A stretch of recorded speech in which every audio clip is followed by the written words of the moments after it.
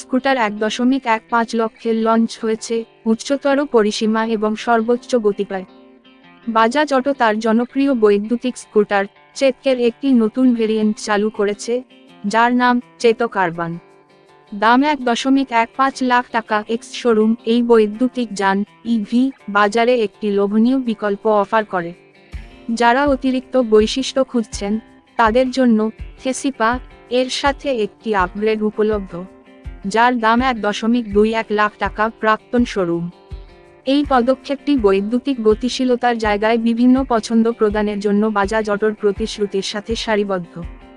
চেতক কার্বান তার পূর্বসূরির থেকে battery pack ধরে রেখেছে, কিন্তু সম্পূর্ণ চার্জে 113 কিলোমিটারের একটি এসি প্রত্যয়িত রেঞ্জ নিয়ে গর্ব করে।